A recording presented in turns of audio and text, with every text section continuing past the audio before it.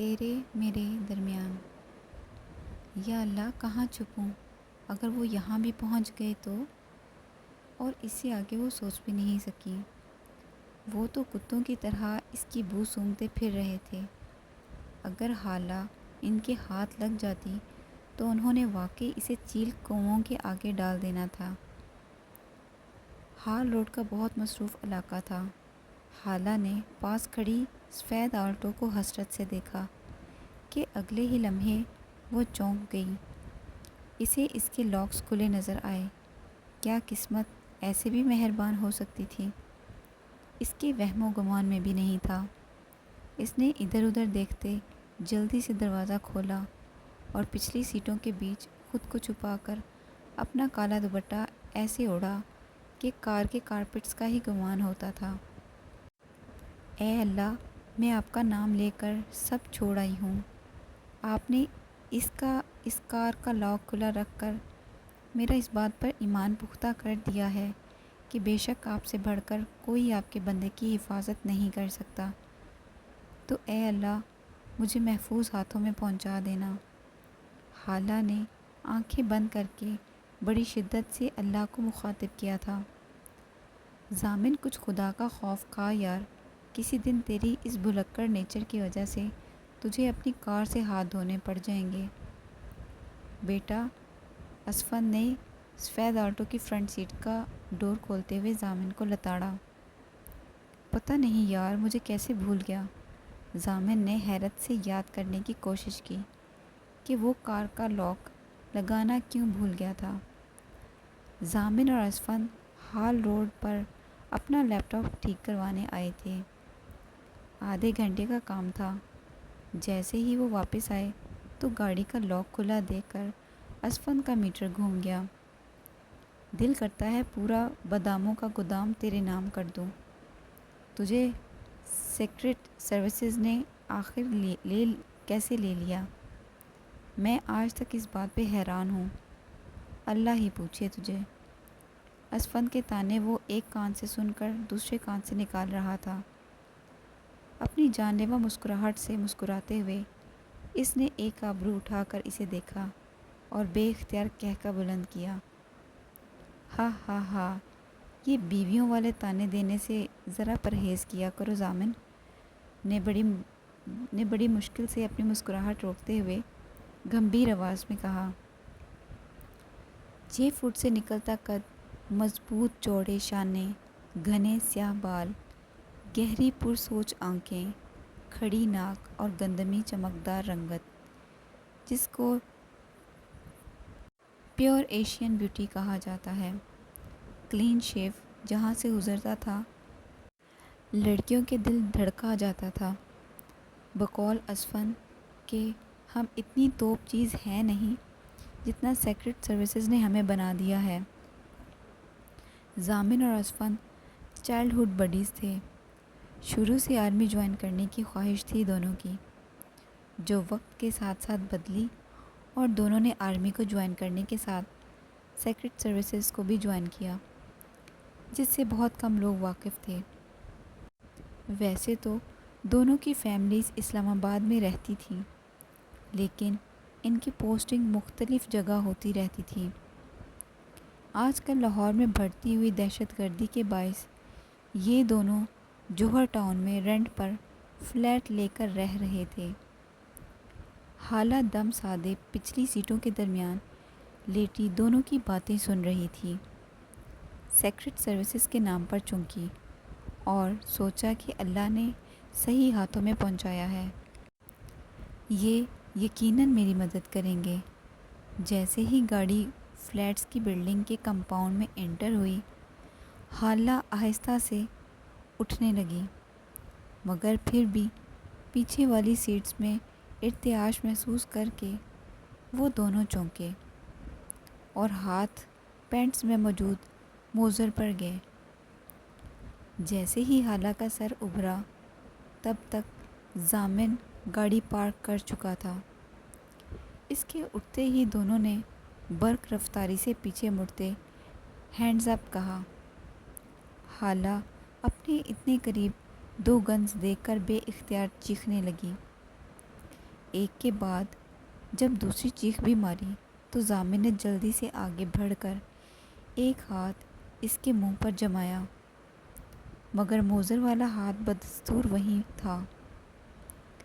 اپنے اتنے قریب موزر دیکھ کر حالہ کی آنکھیں دہشت سے پھٹنے کے قریب تھیں۔ اگر ایک آواز بھی اور نکلی تو یہیں پر بھون کر رکھ دوں گا، انتہائی سخت لہجے میں کہتے ضامن نے اسے دھمکی دی۔ صبح سے وہ جس ذہنی اور جسمانی مشقت برداشت کر چکی تھی، اب اس کی دہشت انگیز منظر کو دیکھ کر اس میں ہمت جواب دے گئی تھی۔ وہیں پر وہ ڈھلک گئی۔ What the hell! اٹھو، ڈرامے مت کرو، ادروائز تم مجھے جانتی نہیں، ضامن نے غصے سے اسے جھنجھوڑتے ہوئے کہا۔ اسفند نے بھی پیچھے ہوتے اس کی ڈھلکی کلائی پکڑ کر جو ہی نبض چیک کی تو وہ واقعے میں بہت ہی مدھم چل رہی تھی۔ چھوڑ دے میرے بھائی، وہ واقعی ہی بے ہوش ہے۔ اسفند نے اس کے بے ہوش ہونے کی تصدیق کرتے ہوئے کہا۔ دونوں سیدھے ہو کر اپنی سیٹوں پر بیٹھے۔ اب اس بلا کا کیا کریں؟ ضامن نے کسی قدر جھنجھلاہٹ سے کہا۔ بلا تو واقعی ہے، اسفند نے شرارت سے حالہ کو دیکھتے ہوئے کہا۔ میں نے 1000 مرتبہ کہا ہے کہ جب میرے ساتھ ہو تو اپنی لڑکیوں سے متعلق چیپ سوچ اپنے پاس رکھا کرو۔ ضامن نے غصے سے اسے ڈانٹتے ہوئے جھاڑ پلائی۔ اتنی ٹینس سچویشن میں اسے اسفند کی یہ بات ایک آنکھ نہیں بھائی۔ اب کیا کریں؟ اس کا اگر کوئی کمپاؤنڈ میں آ گیا تو کیا ہوگا؟ ضامن نے پریشانی سے سوچتے ہوئے کہا۔ فوج اور انٹیلیجنس میں ہوتے ہوئے بے شمار ٹینس سچویشن سے وہ دونوں گزرے تھے، مگر یہاں بات ایک لڑکی کی تھی جس کے ساتھ ان کی موجودگی ہر طرح سے مشکوک ہو سکتی تھی۔ اس کا ایک ہی حل ہے کہ اس کو اٹھا کر پچھلے خفیہ راستے سے اپنے فلیٹ میں لے چلیں، کیونکہ فرنٹ سے اس کو لے کر جانا ہماری پوزیشن کو آکورڈ کر دے گا۔ دماغ ٹھیک ہے تمہارا؟ سر کو اگر پتہ چل گیا نا بیٹا تو اس زمین اور آسمان میں ہم کہیں نظر نہیں آئیں گے۔ تم بیٹھ کر سر کی پرمیشن کا ویٹ کرو، میں جا رہا ہوں۔ ضامن کی بات پر اسفند غصے سے گاڑی سے نکلنے لگا۔ کیا ہو گیا ہے یار؟ اچھا چل، میں اسے اٹھاتا ہوں، تو پہلے نکل کر چیک کر کہ پچھلا راستہ کلیئر ہے تو میں اسے اٹھا کر لاتا ہوں۔ مجھے مس بیل دے گا تو میں سمجھ جاؤں گا کہ سب سیٹ ہے۔ ضامن نے بالآخر اس کے آئیڈیا کو قبولیت بخشتے ہوئے کہا۔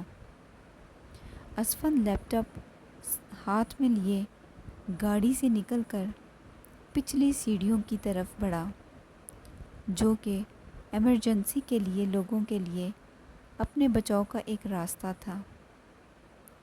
تھوڑی دیر بعد اسفند کی مسڈ کال آئی، جس کا مطلب تھا کہ ان کے فلیٹ تک کا راستہ کلیئر ہے۔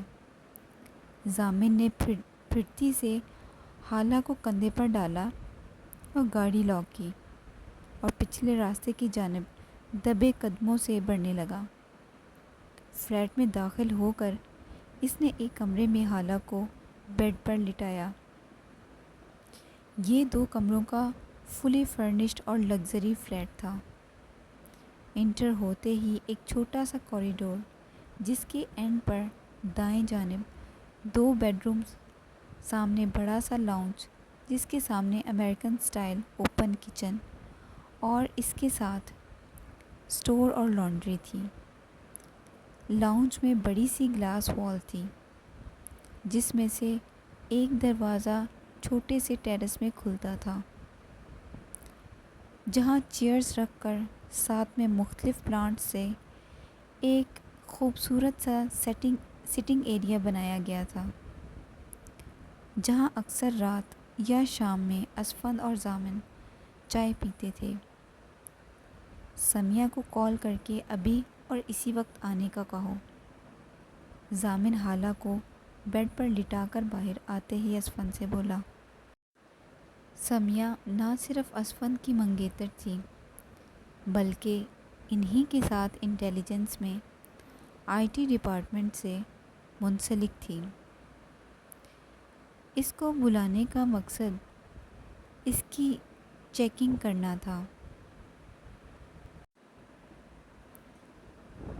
میں یا تم تو نہیں کر سکتے، سو سمیہ ہی کرے گی، اور اس کو اپنا سسٹم لانے کا کہنا، کیونکہ اس لڑکی کے ہوش میں آتے ہوئے اس کا سارا ڈیٹا سمیہ چیک کرے گی۔ پتہ نہیں کون ہے اور کس مقصد کے تحت ہماری کار میں تھی۔ اوکے ضامن کی بات سمجھتے ہوئے اسفند نے کال کر کے سمیہ کو اپنے ہاں آنے کا کہا۔ ہیلو گائز، 15 منٹ بعد ان کے فلیٹ کی بیل ہوئی۔ اسفند دیکھنے گیا۔ اس کے ساتھ سمیہ لاؤنج میں انٹر ہوئی۔ کیا ہوا ہے؟ اتنی ایمرجنسی میں مجھے کیوں بلایا؟ بلیک جینز پر حسب سابق گرین اور بلو چنری کا کرتا پہنے، بلو اسٹالر گلے میں ڈالے، اونچی سی پونی ٹیل اور نظر کے گلاسز لگائے، پاؤں میں جوگرز پہنے، وہ اپنے ٹام بوائے حلیے میں بھی بہت کیوٹ لگتی تھی۔ تیکھے نقوش، نڈر اور کانفیڈنٹ۔ ضامن نے سارا واقعہ سنا کر لڑکی کو چیک کرنے کا کہا، کیونکہ وہ خود لڑکیوں سے 2 میل دور ہی رہتا تھا۔ ساری بات سمیہ نے خاموشی سے سنی۔ یہ بتاؤ کہ اسے گاڑی سے یہاں تک اٹھا کر تم ہی لائے تھے یا اسفند؟ اسفند اور ضامن کے مقابل صوفے پر بیٹھی وہ مشکوک نظروں سے انہیں دیکھ رہی تھی۔ تم دونوں کا کوئی حال نہیں۔ اب کیا لکھ کر دوں کہ میں ہی اسے اٹھا کر لایا تھا؟ تمہیں یہاں تفتیش کے لیے نہیں بلایا۔ جو کام کہا ہے وہ کرو۔ ضامن نے اسے جھاڑ پلاتے کہا۔ ان سب کو پتہ تھا کہ وہ کام کے وقت کسی قسم کی ادھر ادھر کی بات برداشت نہیں کرتا۔ سمیہ اس کا خراب موڈ دیکھ کر جلدی سے اٹھی اور اس کمرے میں گئی جہاں حالہ موجود تھی۔ ایک عجیب سی کشش تھی اس میں جو لوگوں کو اپنی جانب کھینچتی تھی۔ سمیہ بھی اس بات کی متعارف ہوئی۔ اس کو چیک کرنے کے ساتھ ساتھ وہ اسے ہوش میں لانے کی کوشش کرتی رہی۔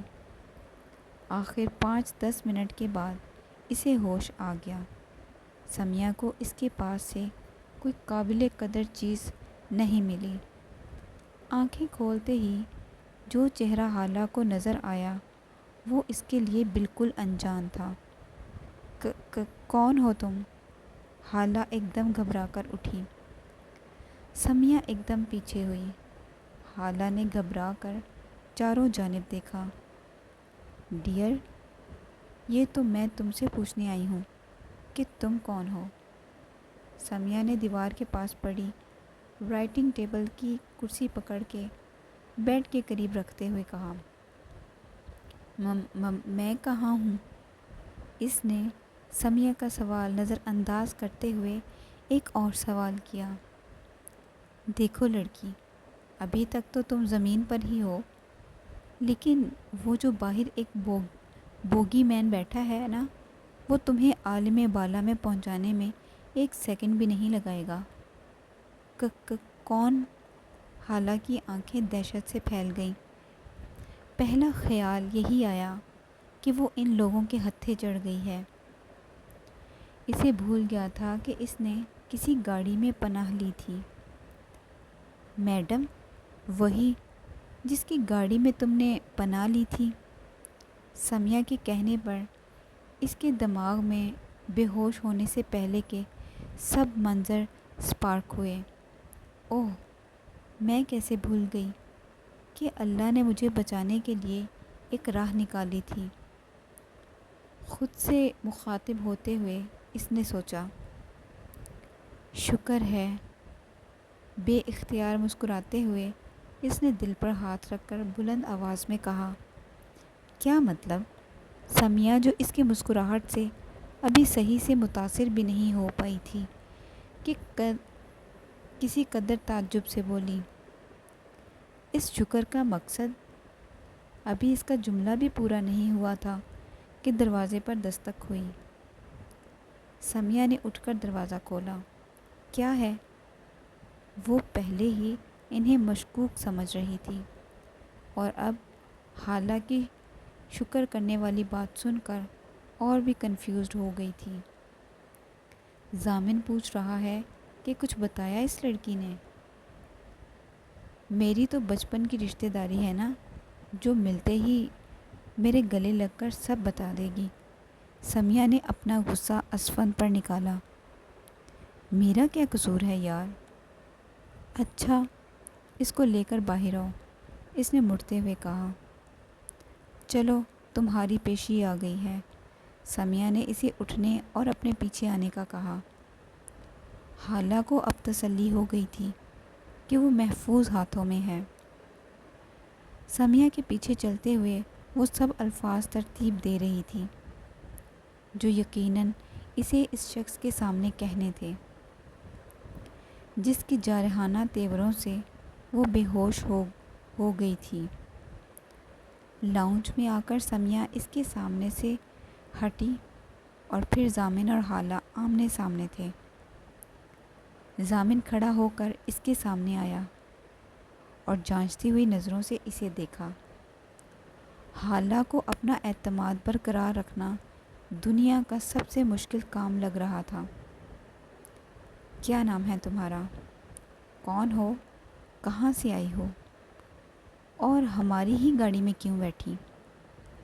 الف سے یہ تک شروع ہو جاؤ، اور اگر ایک لفظ بھی غلط ہوا تو میں یہ نہیں دیکھتا کہ مجرم مرد ہے یا عورت، ایک جیسا سلوک کرتا ہوں۔ ضامن کے خشک اور بے لچک لہجے نے اس کے حواس سلب ضرور کیے۔ سمیہ سب نوٹ کرو اور اسی وقت اس کا سارا بایو ڈیٹا نکالو۔ اسفند اسے بتا چکا تھا کہ لڑکی کے پاس سے کچھ نہیں نکلا۔ میرا نام حالہ سرفراز ہے۔ پیرنٹس کا بچپن میں انتقال ہو گیا تھا۔ SOS ولیج میں کون مجھے چھوڑ کر گیا میں نہیں جانتی۔ انہوں نے مجھے پڑھایا۔ پنجاب یونیورسٹی سے میس کام میں ماسٹرز کر کے ایک اخبار میں رپورٹر ہوں۔ اقبال ٹاؤن میں کرائے کے فلیٹ میں رہتی ہوں۔ پچھلے دنوں رحمان شاہ کے بارے میں کچھ چیزیں میرے ہاتھ لگیں اور وہ میں نے شائع کروا دی۔ اسے میرا سچ ہضم نہیں ہوا۔ اس نے مجھے کہا کہ میں باقاعدہ پریس کانفرنس میں اس سے معافی مانگ کر کہوں کہ میں نے اس کے بارے میں غلط خبر دی ہے۔ وہ اس ماڈل گرل کے قتل کے کسی کیس میں ملوث نہیں۔ جب میں نہیں مانی تو پہلے اس نے مجھے جاب سے نکلوایا اور پھر میرے فلیٹ پر بھی دھمکانے آیا، اور پھر حد یہ کہ میرے پیچھے اس دن گنڈے پڑوا کر مجھے کڈنیپ کرنے کی کوشش کی۔ اللہ نے میری جان بچانی تھی جو آپ کی کار ان لاک تھی، اور پھر اب میں یہاں ہوں۔ اس کے چپ کرتے ہی وہ تینوں جیسے ہوش میں آئے۔ وہ کیا سمجھ رہے تھے اور اصل میں وہ لڑکی کیا نکلی؟ رحمان شاہ اور ایک مشہور ماڈل گرل کا واقعہ گزرے اتنے دن نہیں ہوئے تھے۔ ان کو بھی اطلاع ملی تھی کہ رحمان شاہ نے ہی اس ماڈل گرل کو قتل کروایا تھا، جس کی لاش اسی کے اپنے فلیٹ سے ملی تھی، مگر انہیں ثبوت نہیں ملے تھے۔ سمیہ سرچ ایچ اینڈ ایوری تھنگ. ضامن نے حالہ کو بیٹھنے کا اشارہ کرتے ہوئے سمیہ سے کہا اور خود کافی بنانے چلا گیا. آدھے گھنٹے میں سمیہ نے اس کا سارا ڈیٹا چیک کر کے ضامن کو چیک کروایا، مگر جس ایک حقیقت نے اسے چونکایا وہ اس کے فادر کی ISI کی اسسٹنٹ ڈائریکٹر کی ڈیزگنیشن تھی. تمہارے فادر ISI میں تھے؟ ضامن نے صوفے پر بیٹھے گود میں پڑے لیپ ٹاپ سے نظریں ہٹا کر کہا. جی، مختصر جواب دے کر حالہ خاموش ہو گئی. اب تم کیا چاہتی ہو؟ کہاں جانا ہے؟ اسفند نے اس سے سوال کیا. آئی نو یہ مشکل ہوگا، مگر مجھے یہ اندازہ ہو گیا ہے کہ آپ لوگ سیکرٹ سروسز میں ہیں اور آپ کی جاب کا مقصد ہی بے قصور کو بچانا ہے. میں نہ صرف بے قصور ہوں بلکہ اکیلی بھی ہوں. مجھے آپ کی ہیلپ چاہیے. میں کچھ عرصہ روپوش رہنا چاہتی ہوں اور آپ کے پاس میں سب سے زیادہ محفوظ رہوں گی. اس کی فرمائش نے ان سب کو مخاصمے میں ڈالا. بی بی، یہاں میں اور اسفند 2 لڑکے ہی رہتے ہیں. یہ تو ابھی چلی جائے گی. آگے تم خود بہتر سوچ سکتی ہو. ضامن کی بات پر ایک مسکراہٹ حالہ کے ہونٹوں تک آئی. جو لوگ اپنی قوم کی ماؤں بیٹیوں کی عزت کی خاطر اپنی جان تک کی پرواہ نہیں کرتے، ان کی شرافت پر تو کوئی کوسچن مارک لگا ہی نہیں سکتی میں. اس کی بات پر ان تینوں نے ایک دوسرے کی طرف دیکھا، کیونکہ اس لڑکی کی سچائی نے انہیں قائل تو کر لیا تھا. کتنی دیر تک؟ ضامن نے پوچھا. جب تک اللہ میرا ٹھکانہ کہیں اور نہیں کر دیتا. یہ سب اتنا آسان نہیں ہے. ہم یہاں اس بلڈنگ میں اکیلے نہیں رہتے. لوگوں کو پتہ چل گیا تو ابھی تو صرف تم بے گھر ہو، پھر ہم سب ہو جائیں گے. ضامن نے جھنجھلاتے ہوئے کہا. وہ تو کسی لڑکی کو ویسے ہی برداشت نہیں کر سکتا تھا. سمیہ تو اسفند کی طرح اس کی بچپن کی دوست اور بہن بنی ہوئی تھی. ضامن آج کی تو رات گزارو، صبح سر سے مشورہ کریں گے. آئی ایم شور وہ کوئی بہتر سلوشن بتائیں گے. سمیہ کے کہنے پر وہ دونوں متفق ہوئے. ٹھیک ہے. ضامن کے مان جانے پر تینوں نے سکھ کا سانس لیا. سمیہ کچھ دیر بعد اپنے گھر کی طرف نکلی. حالہ سے اتنی دیر میں اچھی گپ شپ ہو گئی تھی. ضامن اور اسفند نے اسے اسی کمرے میں ٹھہرنے کا کہا جہاں اسے بے ہوش حالت میں لا کر لٹایا تھا. دونوں بیڈ رومز کے ساتھ اٹیچ باتھ تھے، اسی لیے انہیں کوئی ایشو نہیں ہوا. رات میں آنے والے حالات کا سوچتے کب اس کی آنکھ لگی وہ نہیں جانتی تھی.